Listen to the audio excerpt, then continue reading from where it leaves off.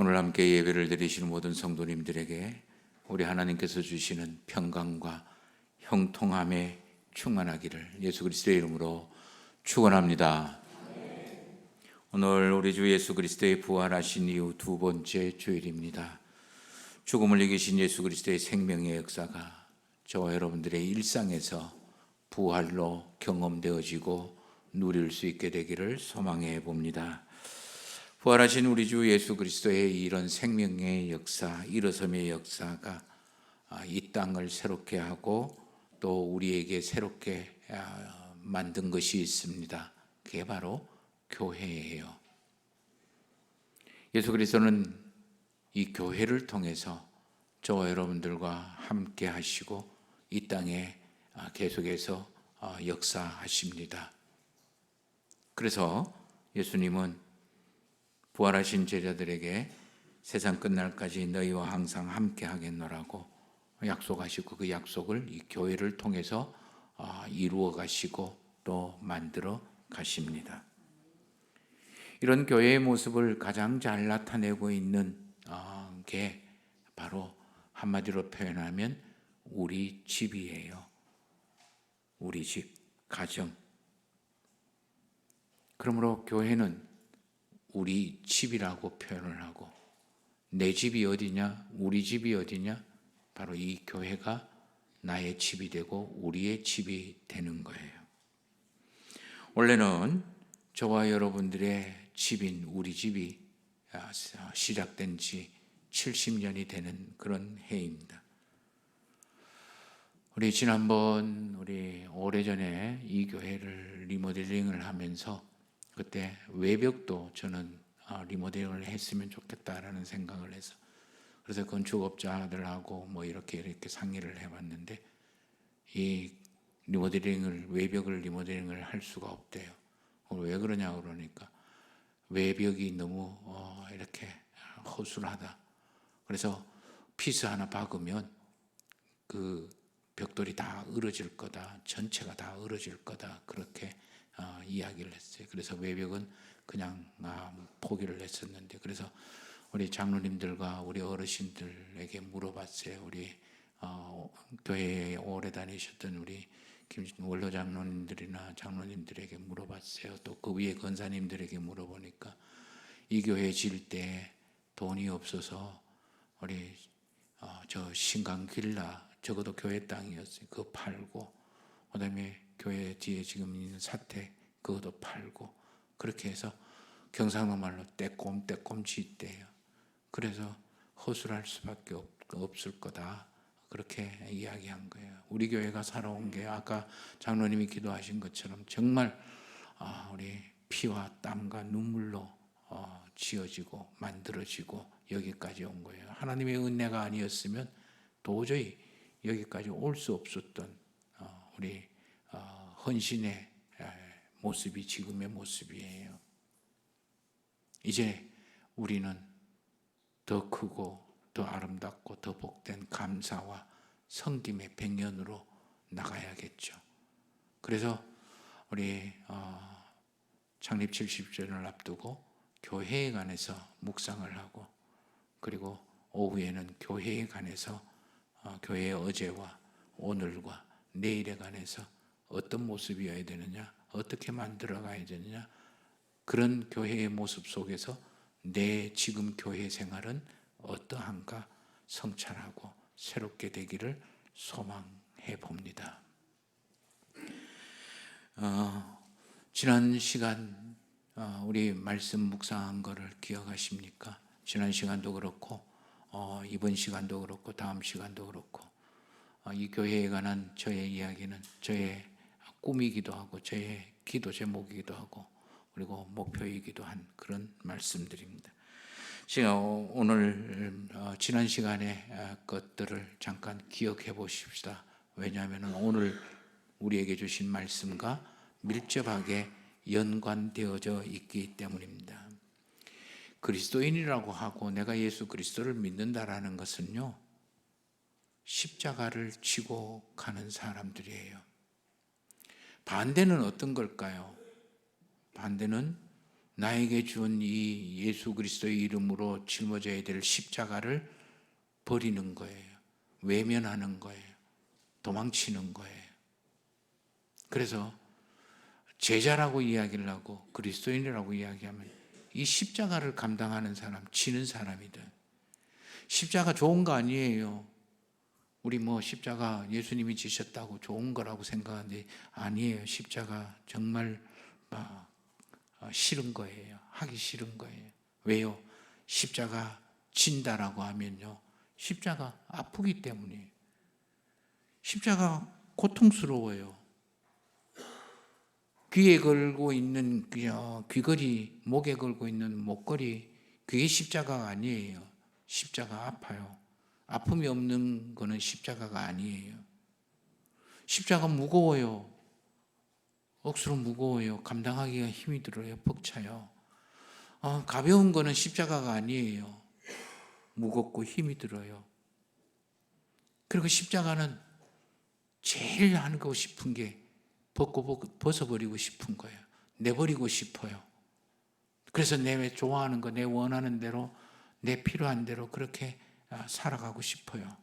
근데 그거는 십자가가 아니에요. 그렇기 때문에 이 십자가는 내가 원해서 주는 것이 아니라 누군가가 내인데 지워주는 짐이에요. 그렇기 때문에 아프고 힘들고 무겁고 힘들고 벗어버리고 싶고 포기하고 싶은 게 그게 십자가예요. 그러다가 내가 죽는 것, 내 자존심이 다 죽고 내 생각이 다 죽고 내 욕심이 다 죽고 내 그 감정이 다 죽는 것, 그게 십자가예요. 그러면 우리는 어떻게 살아라고요? 이렇게 아프고 힘들고 무겁고 그리고 내 인생 자존심 상할 대로 다 상해서 짓밟히고 죽으면서 내가 어떻게 살아가냐? 그것을 그럼 누가 치료해 주나요? 그래서 이 아픔과 인생의 아픔과 고통의 상처를 치유받는 곳, 우리의 인생의 무거움과 힘듦을 위로받고 격려를 받는 곳, 포기하고 싶고 내던져 버리고 싶고 도망치고 싶고 내 하고 싶은 대로 나도 그렇게 얼마든지 살아가고 싶지만 그렇게 하지 못해서 답답하고 내 인생 미치겠다, 이런 마음들이 지배를 할 때 다시 살아갈 수 있는 소망과 용기를 주는 소생함이 있는 곳, 이거를 하나님께서 마련해 놓으신 거예요. 그게 바로 집이에요. 그 집이 바로 교회예요. 치유와 위로와 소생함이 있는 교회가 우리 집이라는 거예요. 이 집에는 반드시 있어야 되는 것이 있어요. 그게 바로 부모입니다. 부모는 집의 출발점이자 이 집의 가장 중심이 되는 기둥과 같은 거예요. 수많은 집이 있지만 저 집이 나하고 아무런 관계없고 내가 선뜻 이렇게 내 것이 되지 못하는 그런 이유는 내가 그리웠고 그리고 들어가면 푸근하고 들어가면 치유받고 그리고 평안한 거 이루지 못한 이유는 거기에 내 부모가 없기 때문에, 부모의 흔적이 없기 때문에 그렇다라는 거예요. 하나님이 우리에게 자연세계만 7일 동안 창조하신 것이 아니라 우리에게 특별하게 창조한 두 가지가 더 있어요. 근데 이거를 사람들은 굉장히 무시하고 그리고 하찮게 여기죠. 그런데 이게 가장 중요한 거예요. 그게 뭘까요? 하나는 가정이고 하나는 교회예요. 이 가정과 교회는요, 구성이나 또는 움직이는 방법이나 존재 가치가 거의 동일하다시피 흡사해요. 가정이라고 하면 같은 공간에 부모와 자녀, 형제와 자매라는 관계가, 특별한 관계에 있는 사람이 같은 공간에 있는 것, 그거를 가정이라고 이야기를 하죠. 교회도 마찬가지예요. 특별한 관계에 있는 사람들이 같은 공간에서 머물고 일을 하고 살아가는 것, 그게 교회예요. 그러면 가정에서는 부모가 모든 것의 출발점이고 중심이라고 이야기했는데, 그러면 교회에서는 우리가 하나님의 자녀라고 이야기하고 자매라고 이야기를 하면 우리의 부모는 어디에 있겠습니까? 우리의 아버지는 하나님을 아버지라고 이야기합니다. 그러면 어머니는 어디 있습니까? 오늘 제목처럼 교회는 나의 어머니입니다. 교회가 내 어머니예요. 어거스틴이라는 유명한 신학자는, 그리고 깔뱅이라는 유명한 신학자는 이렇게 이야기해요. 하나님을 아버지로 둔 사람은 교회를 어머니로 가진다. 저는 참 옛날에 젊었을 때 삐딱조고 한창 삐딱조였어요. 그리고 내 평생 살아온 게 교회였기 때문에 그때 교회에 대한 비판과 비난과 그리고 평가는 정말 상상할 수 없을 정도였어요. 신학하면서도 길을 걸어가면서도 그렇게 생각을 해요. 그래서 몇 번이나 이 목회를 그만두고 새롭게 시작을 해야겠다 이런 생각도 그렇게 생각을 했어요.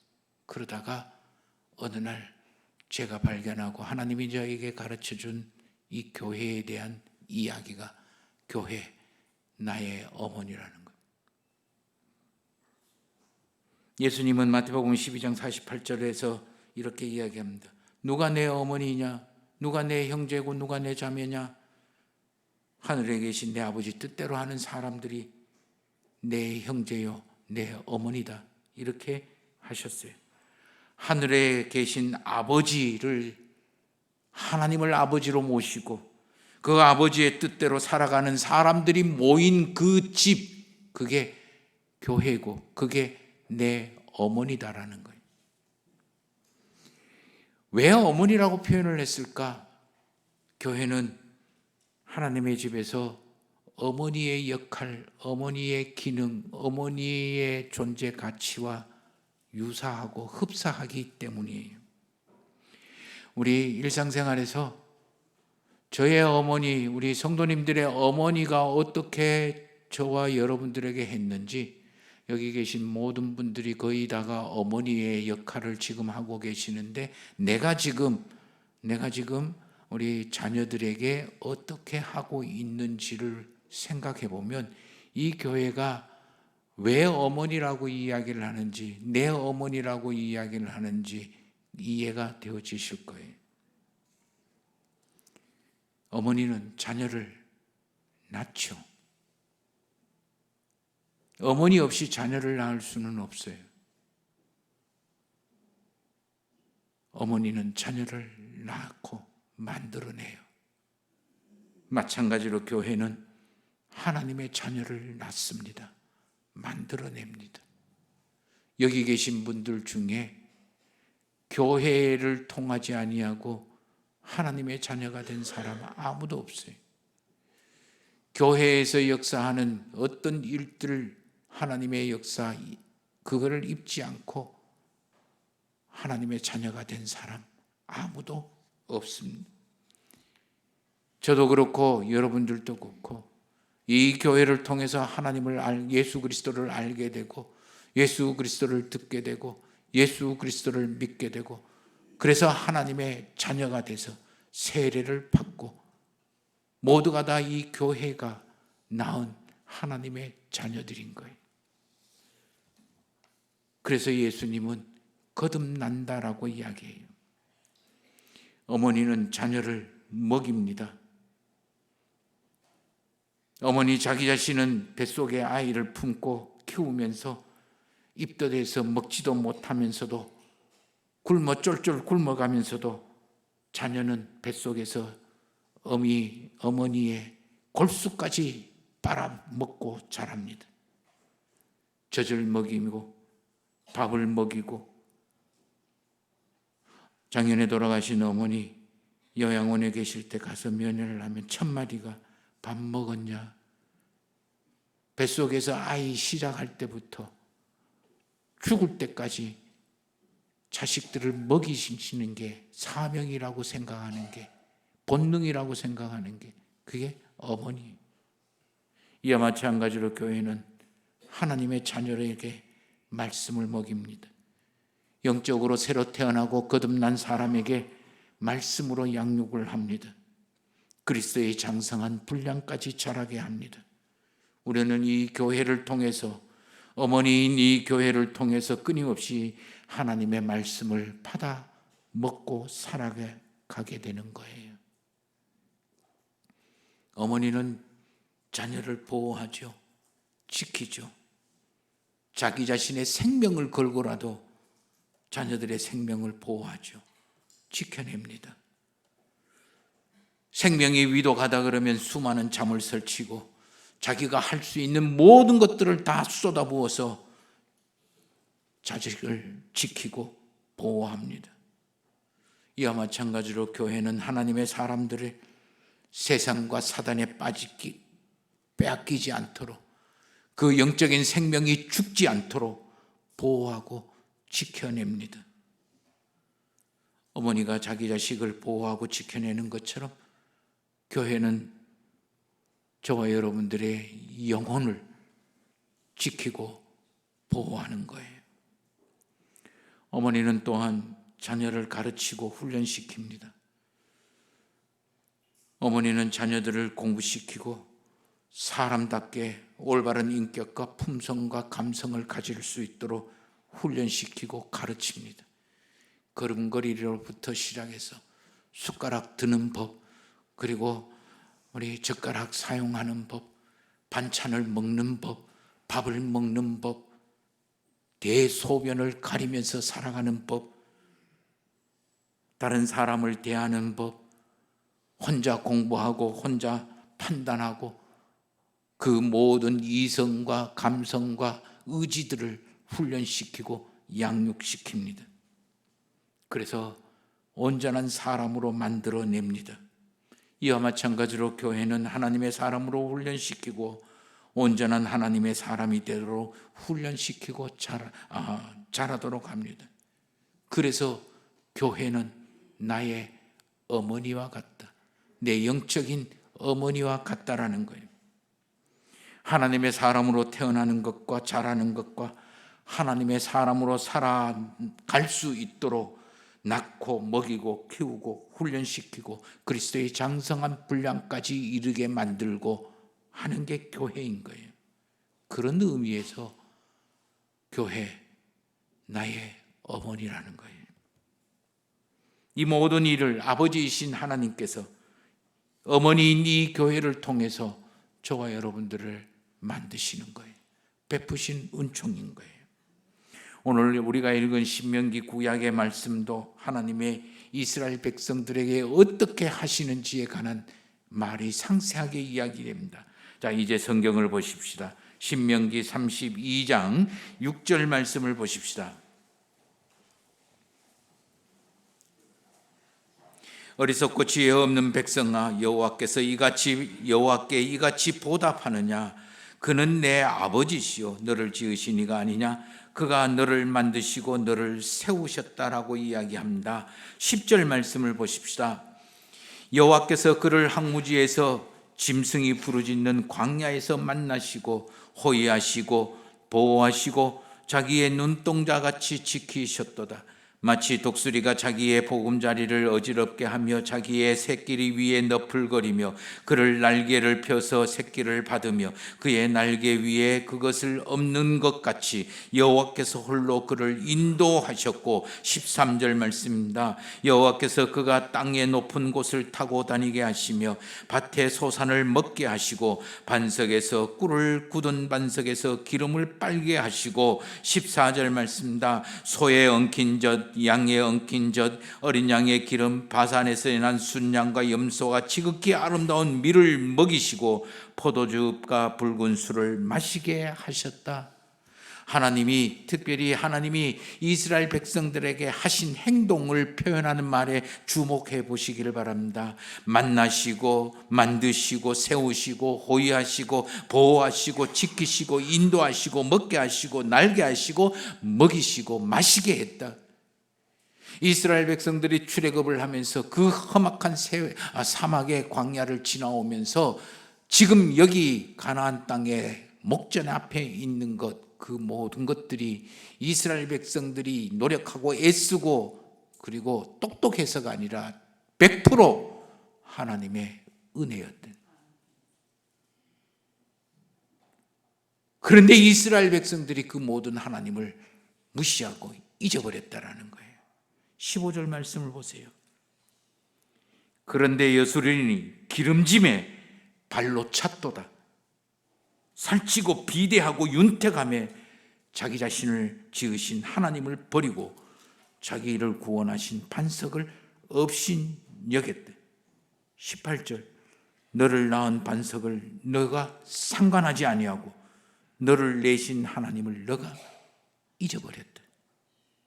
한마디로 이야기하면 하나님의 은혜로 살아온 너가 너를 낳고 키우고 보호하고 모든 것을 다하여 지금 너를 만드신 아버지 하나님 그를 무시하고 상관없이 떠났다. 그래서 모세는 이스라엘 백성들에게 마지막으로 피를 토하듯이 이야기합니다. 하나님이 하신 일을 기억해라. 하나님이 너희들에게 어떻게 은혜를 베풀어 주시는지 기억해라. 그것을 버리거나 그것을 잊어버리거나 그것을 무시하지 말라고 신신당부하는 거예요. 그래서 하나님을 믿는다라는 건요, 사도 바울의 고백처럼 나의 나던 것이 전적인 하나님의 은혜입니다 고백하고 고백하는 거예요. 이런 교회는요, 어머니인 교회는요, 우리 집에서 아버지 어머니가 하는 것 같은 원리와 그리고 방법으로 움직여집니다. 어머니의 모습을, 어머니가 자식을 대하는 모습을 가만히 생각해 보십시오. 집은 효율성으로 이루어지지 않습니다. 돈 버는 거는 어머니가 벌지만 돈을 제일 많이 쓰는 거는 자식들이죠. 어머니, 아버지는 계산하지 않아요. 집에서는 계산이 없어요. 효율성을 따지지 않아요.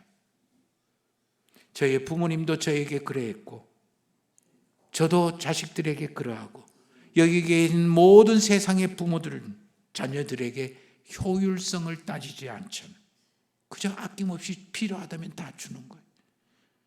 그래서 교회는 필요성에 의해서 움직여지지 효율성에 따라서 움직여지지 않습니다. 자녀들도, 집에 있는 자녀들도 티격태격 만나면 다투기도 하고 그리고 싸우기도 하지만, 그러나 형이 필요하면 기꺼이 동생이 줍니다. 동생이 필요하면 형도 기꺼이 줍니다. 이게 집이죠. 효율성을 따지면서 되니 안 되니 그렇게 이야기하는 것은 이미 가정 집이 아니라 남남인 거예요. 교회도 이와 같아요. 교회가 성도들에게 하는 것도 효율성 따지지 않고 필요성을 따집니다. 성도가 교회를 대하는 것도 효율성을 따지는 것이 아니라 필요성을 따지는 거예요. 성도가 성도를 대하는 것도 효율성과 거리가 멀면 멀수록 교회는 건강하고 복된 교회가 되는 거예요. 교회에서 효율성을 따지지 마세요. 필요성을 따지세요. 집은 항상 같이 아파하고 같이 기뻐합니다. 세상의 모든 부모는 자녀들이 아플 때 밤새워 같이 아파하고 웁니다. 자녀들이 기뻐할 때 감격하고 웃죠. 자녀들도 마찬가지예요. 형이 아프면 동생이 아프고 동생이 아프면 형도 아프죠. 함께 아프고 함께 웃고 기뻐하지 않는다면 이미 그건 집이 아니, 가정이 아니에요. 부모 자식 관계가 아니고 형제 자매 관계가 아니고 남남이 되는 거죠. 교회도 마찬가지예요. 교회가 성도들의 아픔과 기쁨을 함께 해야 돼요. 성도가 교회와 함께 아픔과 힘듦과 기쁨을 함께 해야 돼요. 따로 사는 게 아니에요. 성도가 성도의 기쁨과 아픔을 함께 하는 곳, 이곳이 교회예요. 집은 서로를 존중합니다. 무시하고 함부로 대하지 않습니다. 부모는 자녀를 둔 부모는 절대로 자녀를 무시하지 않습니다. 포기하지 않죠. 죽을 병이 걸려도 신락 같은 가능성이 있으면 그것 붙잡지 죽게 내버려 두지 않습니다. 이것이 아버지 어머니의 모습입니다. 자식들은 부모를 포기해도 어머니는 절대로 자식을 포기하지 않는 게, 이게 놓지 않는 게 어머니의 모습이죠. 왜 그렇겠습니까? 내가 원하거나 선택하거나 바꿀 수 있는 게 아니기 때문이에요. 그냥 주어지는 거예요. 형제관계도 마찬가지예요. 어느 날 눈 떠보니까 동생이 생긴 거예요. 내가 선택하고 내가 픽업하고 내가 필요해서 만든 게 아니잖아요. 주어지는 거예요. 그냥 부대끼면서 함께 살아가야 돼요. 절대로 버릴 수 없고 절대로 포기할 수 없고 절대로 무시할 수 없는 게, 이게 가정이고 이게 집이 아니겠습니까? 교회도 마찬가지예요. 교회는 성도를 존중해야 돼요. 성도는 교회를 존중해야 돼요. 무시하면 안 되는 거예요. 성도가 성도를 무시하거나 존중하지 않는다면 더 이상 성도가 아닌 거예요. 그냥 주어지는 거예요. 니는 내하고 다르기 때문에 니는 이래서 안 되고 저래서 안 되고 할 수가 없는 거예요. 그냥 받아들여야 되는 거예요. 주어지는 거기 때문에. 내가 바꿀 수 있는 게 아니에요. 그래서 함께 찌그락뽀그락 그래도 함께 형제 자매로 살아가는 거예요. 우리의 자녀들 2명이 가끔씩 싸워요. 다퉈요. 네가 맞니 내가 맞니 그러면서 다퉈요. 그렇지만 또 언제, 그날 저녁에 언제 그랬는지 둘이 꽁당꽁당거리면서 한 침대에 앉아가 뒹굴뒹굴거리고 놀고 있어요. 그게 가족이고 그게 집이에요. 싫은 말 한마디 했다고 원수가 되고, 상한 감정 말 한마디 했다고 원수가 되는 거. 그러면서 서로 무시하고 서로 쳐다보지도 않는 거. 그거는 가족이 아니고 이미 남남인 거예요. 오늘 우리가 읽은 사도행전 처음 교회의 모습도 이러합니다. 믿는 사람들이 다 함께 있고 자기 재산과 소유를 팔아 각 사람에게 나누어주고 필요에 따라 필요성이 움직여지고 마음을 같이 하고 함께 아파하고 함께 기뻐하고 함께 순전한 마음으로 함께 먹고 마시는 거, 이게 교회의 모습인 거예요. 딱 우리 집의 모습이죠. 그러므로 교회는요, 모시는 곳이에요. 내가 교회를 모시는 곳이에요. 자녀가 어리고 성숙하지 않으면요, 어머니 보고 대들고 욕하고 어머니 무시하고 왜 날 낳았냐고, 엄마가 내인데 해준 게 뭐가 있냐고 그렇게 따지고 대듭니다. 그러나 자녀가 다 크고 성숙하면요, 그때부터 어머니를 모셔요. 어머니를 돌보는 거예요. 어머니 삶을 존중하고 존경하고 모시는 게, 이게 성숙한 자녀의 모습입니다. 어머니는 가전제품처럼 이용 대상이 아니죠. 소비 대상이 아니에요. 쓸 때 필요할 때는 열심히 쓰고 고장나면 버리는 게 어머니가 아니죠. 교회는 함께 살아가는 가정이고 집입니다. 교회는 소비 대상이 아니에요. 교회는 이용 대상이 아니에요. 내가 원하고 내가 필요하고 내가 좋은, 내가 이게 도움이 되면 좋고 나에게 필요 없으면 싫은 것, 버리는 것, 그게 아니에요. 그러나 많은 사람들이 이 교회를 이용의 대상, 소비의 대상으로 여기면서 살아가는 거예요. 저와 여러분들은 어떻습니까? 교회는 내가 지켜야 하는 거예요. 우리 어머니가 저에게 완벽하지 않았어요. 배운 것도 별로 없고 돈도 별로 없고 그래서 늘 만족하지 못했어요. 늘 불평과 불만이 많았죠. 근데 내가 또 우리 자녀들에게 완벽하지 않더라고요. 완벽한 어머니 아무도 없어요. 될 수가 없죠. 교회도 마찬가지예요. 성도들에게 완벽할 수가 없어요. 될 수가 없어요. 그걸 요구하지 마세요. 찾지 마세요. 여기 계신 모든 어머니도 완벽할 수가 없어요. 그걸 기대하면 안 되죠. 교회도 완벽할 수 없어요. 여기 계신 모든 어머니가 내가 자녀들에게 내가 좀 더 어머니 노릇을 잘 해보려고 애쓰고 노력하고 최선을 다하지 않습니까? 교회도 마찬가지예요.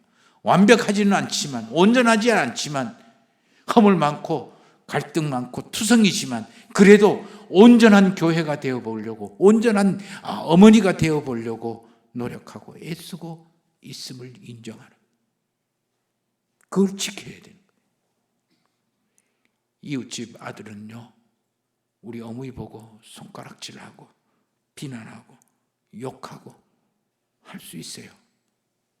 그러나 나는 내 어머니가 온전하지 못하다고 해서, 완벽하지 못하다고 해서 손가락질하거나 비난하거나 욕하거나 밀쳐낼 수가 없어요. 그러면 안 되는 거예요. 세상은 교회를 보고 이렇더니 저렇더니 무시하고 깔보고 손가락질하고 욕하고 돌멩이를 던진다 할지라도 저와 여러분들은 그러면 안 되는 거예요.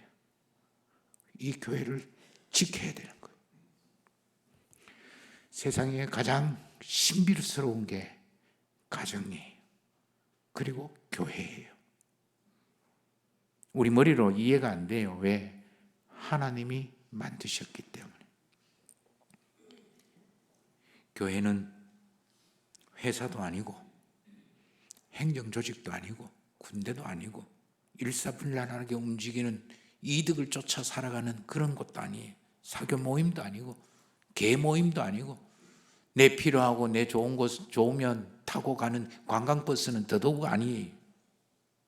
하나님의 자녀들이 하나님의 뜻을 이루기 위해서 함께 만들어가고 함께 아파하고 함께 힘들어하고 함께 애쓰고 노력하는 것이 교회예요.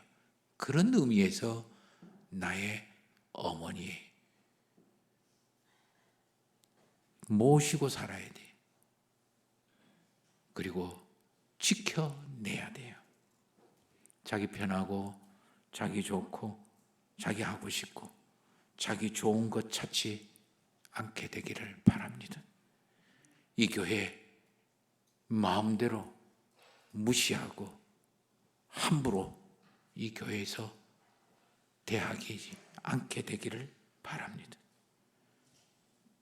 하나님이 내 아버지고 이 교회가 내 어머니예요.